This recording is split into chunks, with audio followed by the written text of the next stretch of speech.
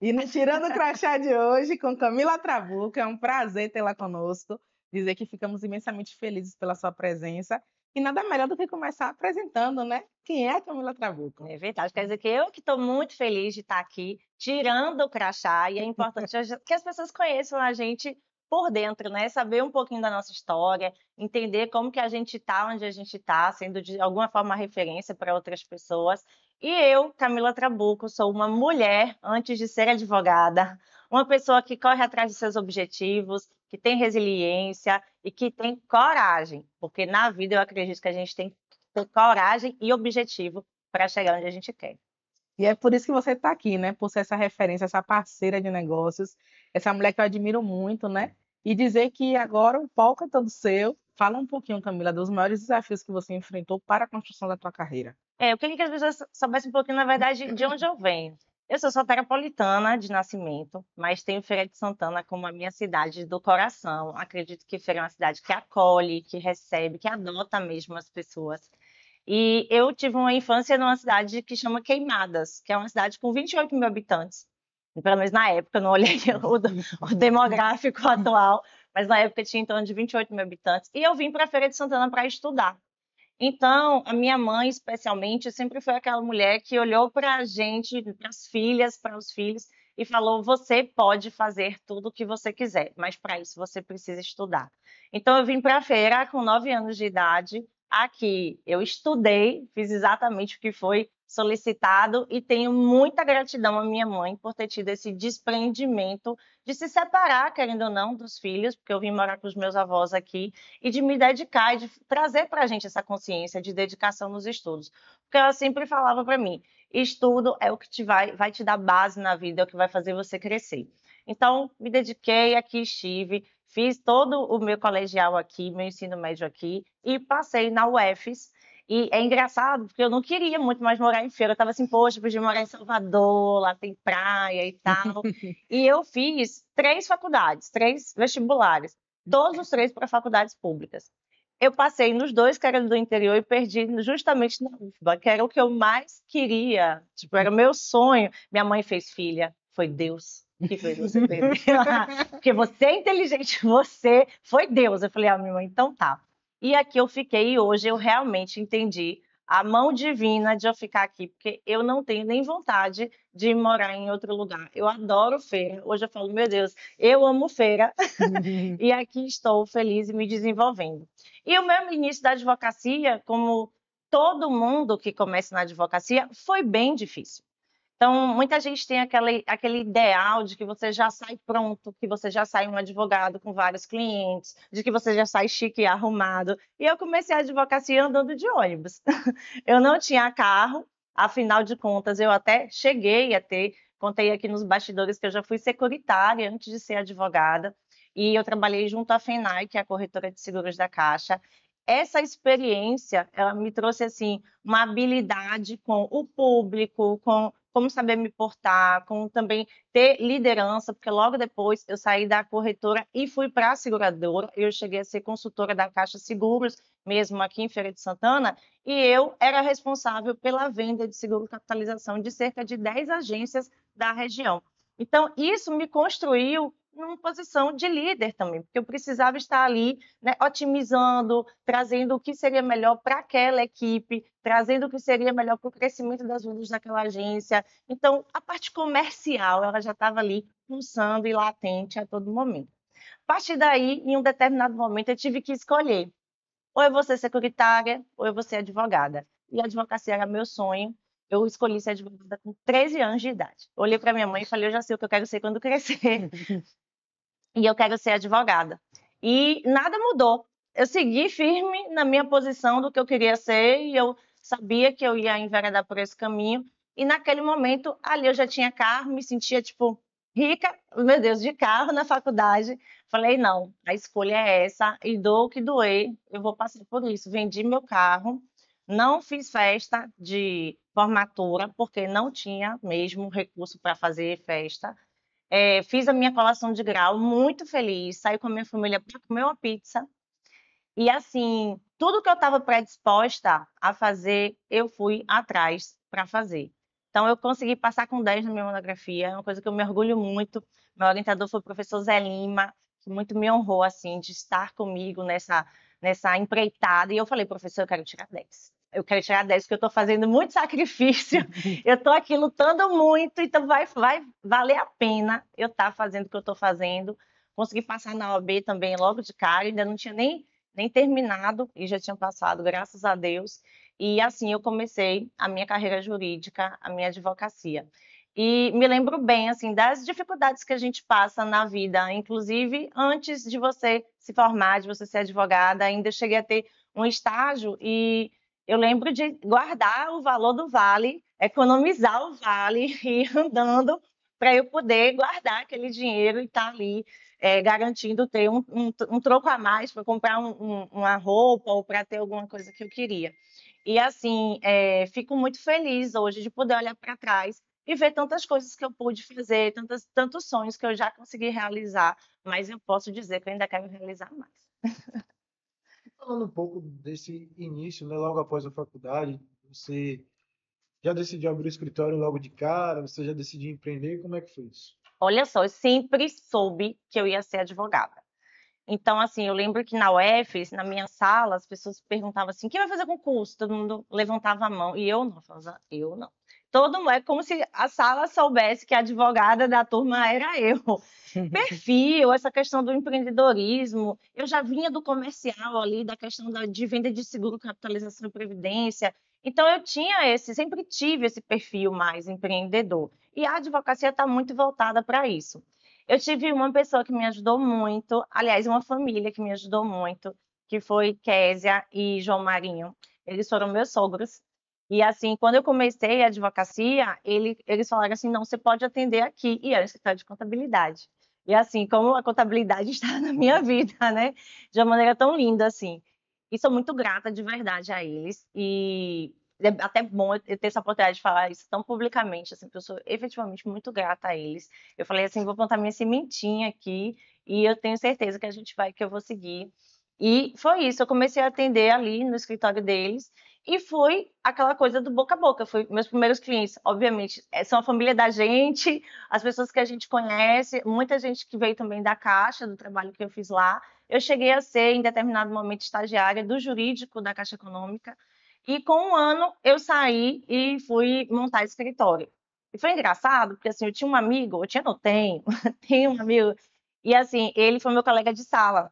E a gente fez assim, vamos montar o escritório nós dois? Vamos.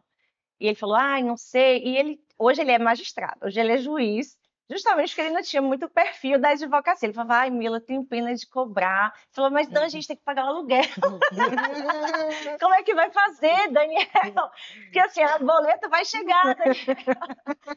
E aí, com cerca de 6 meses, ele precisou sair de feira e foi morar em Salvador. E aí, que eu fiquei sozinha, né? Mas eu tinha uma frase muito certa, assim, era Deus proverá. E Deus proverá embora trabalhar. E eu ia trabalhando e fazendo as coisas. E aí as oportunidades iam aparecendo, o cliente aparecendo, um indicava para o outro. E assim eu fui desenvolvendo na advocacia. Até que eu tive meu primeiro estagiário. Primeiro foi voluntário. Eu falei, não tem jeito para estagiário. Meu primeiro estagiário voluntário. E ele veio, o Marcos, e assim, uma pessoa maravilhosa. E a partir daí eu percebi da importância da equipe. Não se cresce sozinho. Eu falei, eu vou trazer aqui para mim situações e pessoas que possam agregar o meu escritório, possam agregar o meu crescimento profissional e que tenham uma troca. Porque, gente, aí eu vou falar para você aqui, tudo na vida você precisa de alguém para te ajudar e vai ter uma troca. Nunca é só, a gente nunca pode trazer, pelo menos é a minha crença. Eu não sou absoluta em saber tudo, em conhecer tudo, e que bom porque às vezes a ignorância, acredito que é uma felicidade. É bom às vezes não saber algumas coisas na vida. Mas, assim, essa troca é muito enriquecedora. Você saber que o estudante que está ali, ele vai trazer coisas bacanas para você, porque ele está dentro da sala de aula aprendendo todo dia. A gente está em evolução, o direito todo dia muda. Todo dia a gente fala uma questão jurídica, que é subsunção do fato à norma. Quer dizer, é quando você pega o direito à lei e agrega o fato a ela e faz essa acoplagem deles dois. Só que o fato muda o tempo todo. As relações humanas estão mudando o tempo todo, a forma que a gente se desenvolve. Olha a inteligência artificial trazendo tantas informações, tantas tecnologias novas para a gente. O direito é que vai ter que acompanhar. Vai ter que ser a norma acompanhando o fato e assim a gente vai desenvolvendo. Então eu entendi logo que eu precisava me adequar e que eu precisava de equipe, que eu não ia crescer só. E a partir daí eu comecei a desenvolver de fato o escritório. Um ponto que eu acho que é importante, inclusive para quem está aí começando a carreira jurídica, a gente agora está vivendo uma greve no setor que envolve a justiça comum e os juizados especiais. Quando eu comecei na advocacia, eu passei por algumas greves dessas. E tinha até assim, greve da justiça e greve bancária. Eu falei, meu Deus, como que eu vou ganhar? Como é que eu vou receber desse jeito? E aí eu entendi que eu precisava ampliar a minha rede também de atendimento ao público. Então, hoje eu tenho um escritório que a gente considera full service. O que é um escritório full service? Que ele atende de forma especializada em várias áreas do direito. Então, se você chega lá no escritório, eu pergunto, qual é o seu problema? Porque se eu não puder resolver, se a minha equipe não puder resolver dentro dos especialistas que eu tenho comigo, eu vou indicar um parceiro que resolva. Mas se você chega lá, você sai, no mínimo, com uma indicação de um advogado que vai te ajudar a resolver. Então, a gente atende tanto na área civil, na área trabalhista, na área previdenciária e na área de consumidor. E a área civil, ela engloba ainda a área empresarial, o direito de família, tudo que envolve direitos reais, que é terra, contrato, locação. Então, a gente traz todo esse aparato para servir aos nossos clientes. Se você precisa de um criminalista, a gente não atua, mas eu te indico um criminalista de confiança que você possa ter ali um respaldo jurídico. Então, acredito que tudo isso foi me trazendo onde eu estou hoje e sei que, assim, hoje eu consigo, através do meu trabalho, servir a muitas pessoas e isso efetivamente me deixa muito feliz. Isso é muito bom, né? Porque a gente acompanha sempre a jornada, né? O agora.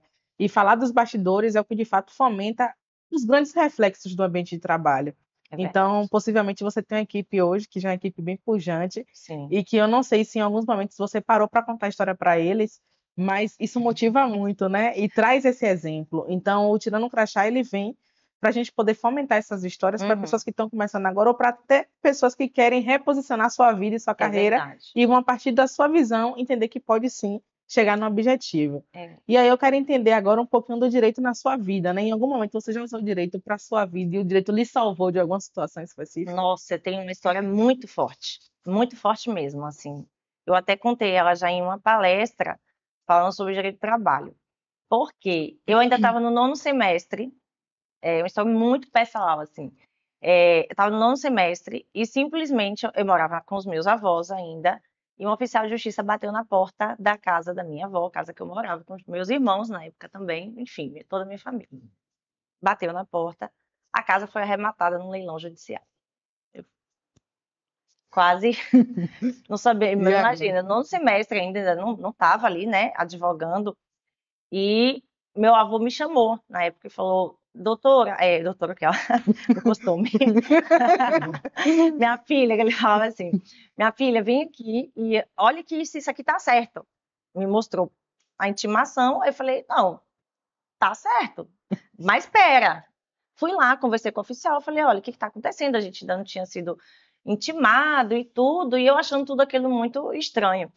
E fui na Justiça do Trabalho, falei, ó, me dê um tempo, porque ele já veio do tipo, vocês já vão ter que sair. Tá tudo muito estranho, sem receber nada. Fiz, ó, me dê 30 dias, porque minha família toda tá aqui. Eu efetivamente me coloquei ali na posição de quem ia resolver a situação e falei, olha, vou ver, me dê 30 dias, tem a minha avó, tem a minha família, eu tenho uma tia que é especial, ela também morava com a gente. Eu não tenho como pegar e desalojar minha família toda. E aí, pronto, ganhei 30 dias de prazo. Fui na Justiça do Trabalho e descobri. A casa, na verdade, era do meu tio-avô, nominadamente em nome dele, na escritura. E ele, na verdade, acabou recebendo essas notificações, teve também citação por edital, várias situações assim, o processo, a carta precatória também estava aqui, só para cumprimento, o processo não era daqui, mas ele acabou não fazendo a defesa. E por conta disso, a ausência de defesa gerou toda essa celeuma, e quando, na verdade, os possuidores foram tomar conhecimento, gerou essa situação. E aí eu trago uma situação do machismo da época, porque a casa, toda a família sempre soube que era da minha avó. E ela estava em nome do meu avô, do meu tio-avô, porque na época só se colocavam os bens em nome do homem. Então, por ele ser o homem dos filhos, os bens estavam em nome dele. Você vê como isso dificulta. E, para ser mais rápida na história, a gente acabou, pela primeira vez, eu fiz um recurso, né, digitei, escrevi um recurso embargo de terceiro, pedi ajuda, obviamente, a um advogado, que inclusive era meu parceiro na época, eu tinha um relacionamento com ele, e ingressamos com a demanda. Acredite, graças a Deus, a muito trabalho e ao direito, com 30 dias eu já tinha eliminado, mantendo toda a minha família na posse do imóvel. Com 30 dias, quando o oficial de justiça voltou, estava toda a minha família com a liminar na mão, mantendo na posse do imóvel. Então, assim, foi muito, até hoje, foi um dos processos mais difíceis que eu peguei na minha vida. Eu já estou com quase 17 anos de advocacia, porque eu me imaginei tirando toda a minha família de casa, uma casa que eles já moravam há mais de 30 anos. Eu lembro bem que um dos argumentos de defesa foi o uso capião, porque, de fato, a posse gera propriedade. Minha família sempre morou lá a vida inteira. E foi quando o direito do trabalho entrou de solavanco, assim, de pé na porta na minha vida, e eu falei, isso aqui depende da minha vida, da vida da minha família. Então, eu nem tive a opção de não estudar, ou de não conhecer, ou de não... Eu simplesmente, a vida me levou de uma maneira muito forte e efetiva para essa matéria do direito, e graças a Deus, minha família lá ficou. Com um ano, a gente recomprou a casa pelo valor da arrematação e vendeu depois por um bom valor, e a gente saiu para tirar essa energia negativa, porque energia negativa não faz mal para ninguém, e saímos vitoriosos disso. Então, assim, é uma experiência que, por exemplo, o direito entrou para mim de maneira muito visceral. E eu que já sabia desde os 13 anos que eu ia ser advogada, naquele dia eu tive absoluta certeza de que o meu caminho era esse. Então, esse é um dos exemplos. No mais, passou uma telefonia errada e eu abro um processo. Eu nem discuto muita coisa. Assim, é uma história interessante, até porque se você talvez não estivesse estudando direito, não estivesse no nono semestre, você não tivesse esse conhecimento todo, talvez você cedesse junto com seus avós. Uma pergunta que eu te faço: Uhum, a falta de informação ainda prejudica muitas pessoas, principalmente aqui no país onde a gente mora? com certeza. Meu Deus. Olha, informação é poder, isso é fato. Conhecer sobre as leis, conhecer sobre o direito, saber o que fazer diante de determinadas situações. Eu acredito, inclusive, que direito devia ser ensinado na escola. E trago isso aqui a todas as autoridades públicas. O mínimo de você conhecer os seus direitos básicos, direito constitucional, é o mínimo que deveria ser ensinado na escola. A gente precisa ter noções básicas do que a gente deve ou não fazer em virtude de lei. Então, a gente tem que ter esse tipo de noção. Assim como eu também acredito que a educação financeira devia estar na escola.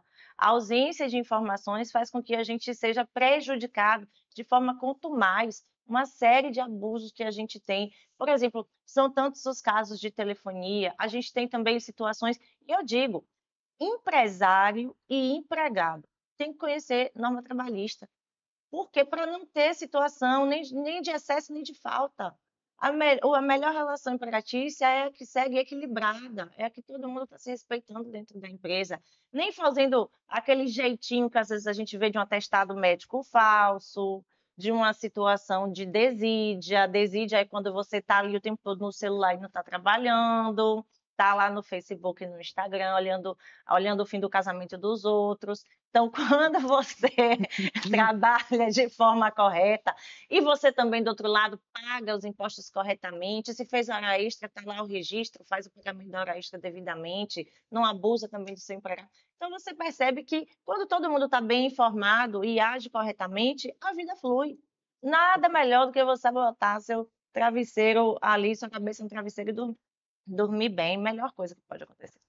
Perfeito. A gente vê muito hoje que a falta de informação, como o Giovanna trouxe e foi muito pertinente, é o que leva muitas pessoas a não terem seus direitos adquiridos e nem as outras a praticarem com tanta veemência o que de fato devem praticar. Então, quando a gente traz o direito como uma base regulamentadora e equilibrada, da sociedade, a gente tem sim frutos super positivos. E esse é o meu objetivo, trazer o direito enquanto equilíbrio social. Né? Então, quando a gente enxerga hoje no cenário da nossa sociedade, e que você traz, Camila, essa questão das escolas poderem também, dos poderes públicos poderem trazer também, isso é fundamentalíssimo, né? E sabe que é engraçado, assim, que algumas pessoas sabem disso, que eu sou radialista também, com muito orgulho, estou aí na área da comunicação. E eu fui para a rádio porque eu já tive um programa chamado Faça Valer Seu Direito, com a querida Renata Maia, jornalista, que eu deixo aqui o meu abraço, toda a minha admiração para você, Renata. Saudades, inclusive. E a gente tinha esse programa e a gente trazia essa informação mais técnica. O Faça Valer Seu Direito trouxe aí situações de casos específicos, questão que envolvia de condomínio, a plano de saúde, as situações que estavam ocorrendo de forma mais pública em Feira de Santana. E esse tipo de conteúdo que a gente está trazendo aqui agora de Tirando o Crachá, com certeza vai trazer a informação técnica, mas também informações que são relevantes para a construção do caráter das pessoas. Perceber que as coisas também não vêm tão fácil, que nem tudo é como o jogo do tigrinho, que você joga a carta e que vai vir tão fácil. Tenha medo de tudo que é fácil. A gente vê hoje, assim, tantos golpes que são percebidos e, assim, as pessoas parecem que ainda não acordaram para isso, sabe? A sensação que eu tenho é que essa falta de informação gera também uma demanda que facilita o mal, neste caso. Facilita o golpe, facilita a fraude, facilita essa condução que não é uma condução positiva na vida das pessoas. Então, trazer à luz da informação através de programas, de podcasts, através da rádio, através dos youtubers que temos aí, esse conteúdo de qualidade com certeza vai enriquecer muita gente e trazer uma sociedade cada vez melhor. Perfeito. E quando, Camila, você traz essa questão, né, de hoje você está envolvida nesse mundo, você está bem comunicadora, eu acho isso fantástico. Porque a Camila está presente nas faculdades, a Camila está presente nas entrevistas, sempre que a gente faz o convite, a Camila está presente. Então, é muito importante ter você, enquanto essa profissional, que compartilha dessa informação. E fala aí um pouquinho sobre isso, sobre o papel do profissional que se importa com a informação para a sociedade. Sim, eu acredito que todo profissional tem esse dever social. Sabe como uma devolutiva que a gente traz para a sociedade? Da mesma forma que a sociedade permite que a gente possa exercer o nosso talento. Eu já falei em outro podcast com a Ana que eu acredito que todos nós temos talentos e que nós estamos aqui para servir a sociedade dentro do talento que a gente tem. E a gente pode ter, inclusive, vários talentos e servir de várias formas. Mas, assim, uma das formas é exercer esse talento e trazendo essa luz à sociedade, essa devolutiva social de você estar, sim, presente. E você estar presente, independente de você estar cobrando um valor, de você estar recebendo alguma coisa em troca, estar presente pelo simples fato de você estar trazendo essa devolutiva social. E se eu posso trazer essa devolutiva social através de informação no direito, eu estou aqui para isso.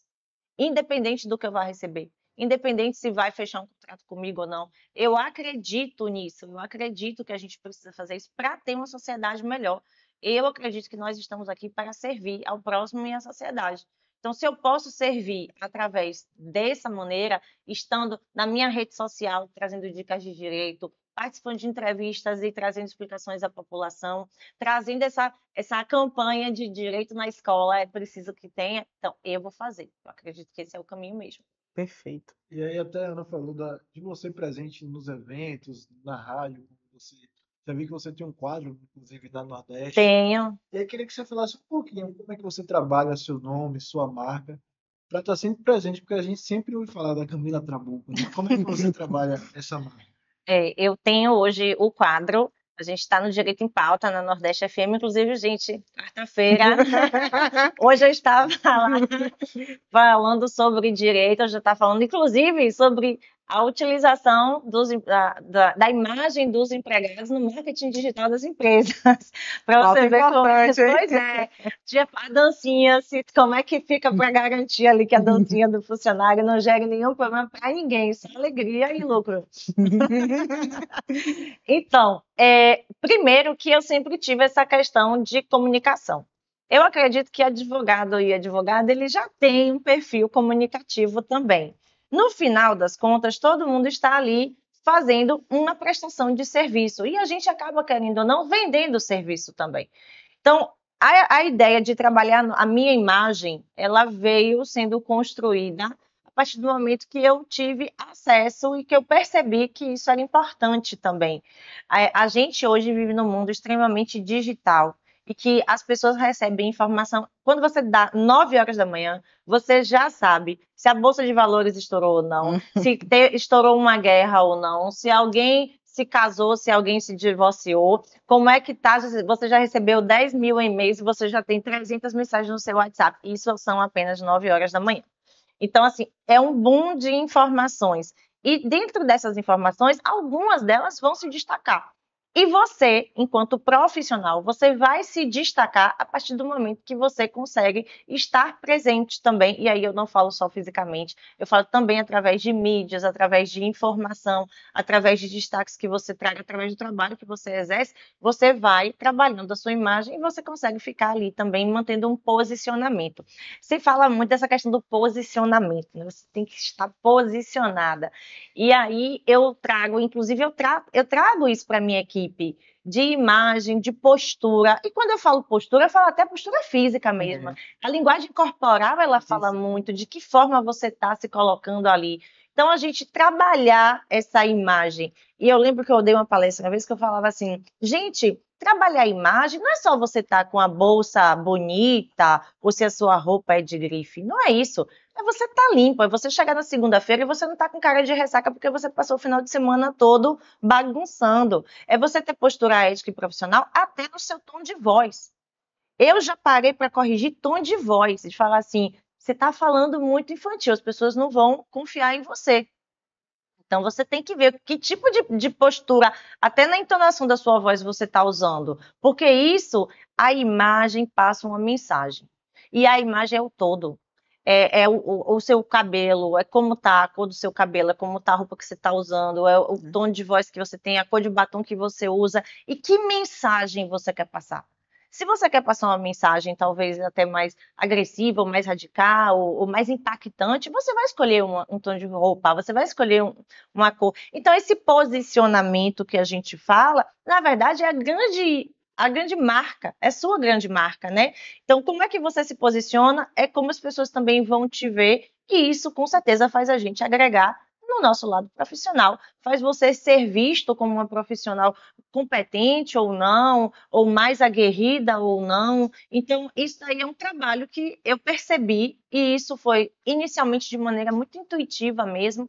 Eu sempre gostei muito de ler, então comecei a ler muita coisa a respeito de como eu consegui trazer um desenvolvimento pessoal. Eu acredito que quando a gente quer, a gente consegue, vai atrás. Você não nasceu pronto, ninguém nasce pronto, ninguém nasce sabendo tudo. Então, se você quer chegar em algum determinado lugar, vai atrás. Aí tem 200 cursos aí pela internet. Tem várias coisas que você tem pelo YouTube que são gratuitas. Então começa a buscar também para você conseguir ter um posicionamento estratégico também. Sim. Eu vou falar para vocês, eu uso isso até em audiência. Dá um exemplo. Estou numa audiência que é muito litígio, é muita guerra, estou ali advogando pela empresa, eu vou bem cara de advogada de empresa, cheguei para brigar, é isso, boto um bracelete mais forte, uso uma roupa mais estruturada, prendo o cabelo, vou de uma maneira que visualmente você já gera um determinado impacto. Estou indo na audiência para fazer acordo, bota um branco, vai bem fofa, vai mais assim, legal, cara de advogada, ô, gente, ó, doutor, não faça isso, vamos fazer um acordo, sabe? Então, assim, tudo muda. Então, assim, você tem que pensar as questões mais estratégicas nessa formação de postura e imagem, como é que você vai usar isso? Até a cor. Se eu quero fazer uma cor, normalmente eu não vou toda de vermelho, que o vermelho é um tom mais forte, parece que você está indo mais para um litígio, para uma guerra. Bota um lilás, bota um candy color, vai toda de branco, paz, entendeu? Então, muda, né? Muda. Então, você começa a entender estrategicamente como você vai se posicionar também. E isso, acredito que enriquece em todas as áreas que a gente tem. Dicas valiosas ela deu por aqui, hein? Poxa, anota essa, viu? Quem está aí ouvindo que é da área A jurídica. gente já tem um corte já agora. Estamos chegando ao final do nosso programa Tirando o Crachá. E nada melhor do que uma frase da Camila, né? Para quem está assistindo a gente aí, dar uma frase motivacional para a galera do outro lado. Olha, siga resiliente em busca dos seus objetivos e siga caminhando. todo plantio tem colheita, então faça o seu plantio que a colheita chega com certeza. Ela é inevitável. Clarinha, eu tiro o crachá pra ela e você. Eu também tiro. Aê! Tirando o crachá, tá ficando por aqui. A gente tem um encontro marcado na próxima quarta. Beijão!